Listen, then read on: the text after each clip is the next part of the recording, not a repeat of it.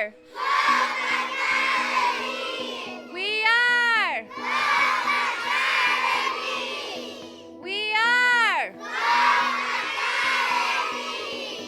My name is Jen Graff. I am the director of Hope Academy PA, and I'm also the lead English teacher. We provide a fabulous bilingual, STEAM-focused curriculum where children have the space to explore in an engaging and fun environment. I believe wholeheartedly in the importance of children learning through play, and so we definitely encourage and involve a lot of play through our program, but we also want to make sure that we're preparing children who are going off to kindergarten so that they're prepared for writing, getting all of the base learning down so that they're going to be ready for reading, all of the important things that they'll get to in kindergarten. We really liked Hope Academy because it offered her a smaller class size, which was really important to us, but it also offered another language. So we speak English at home, but we sign as well because she has a disability. And then just the hands-on kind of Montessori but STEAM way of life is kind of how we've raised her, and it was the perfect environment.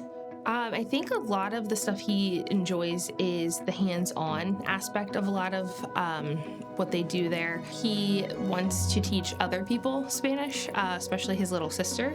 So she is learning some Spanish as well. And there have been times where we've had to look up words like, is he actually saying this? And he is. He's spot on. It's really great to see him just picking it up. One of my favorite parts of Hope Academy PA is our weekly video calls with our classes in Guatemala, where you see this perfectly brilliant, innocent connection between children in different countries.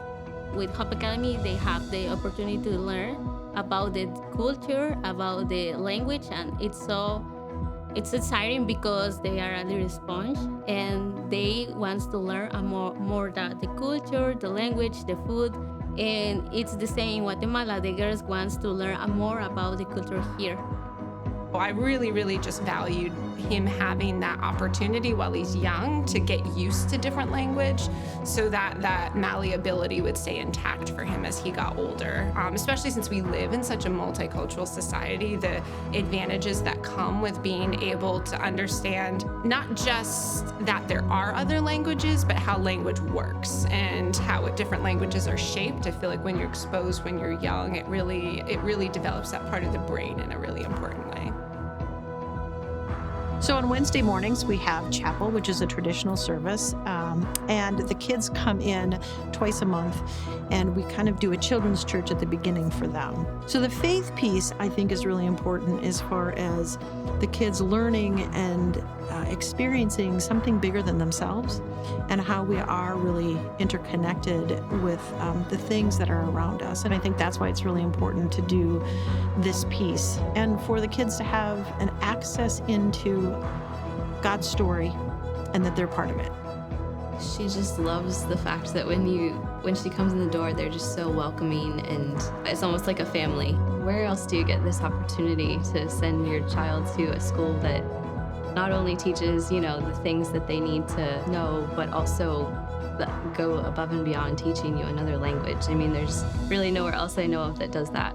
We have this wonderful melting pot of different cultures within our own classroom. We have children from the Dominican Republic, from Haiti, and then several children who have been born in the United States, and English is their first language, but we are really focused on trying to talk about our similarities, but also our differences and celebrating those. The goal is that children are empowered through education to really just be leaders in our community. And it doesn't matter if you're 3 or if you're 65. That is what everybody gets when they're part of this. Today we were outside and a child said, "Miss Jen, can you come and look at the spider web that I found?"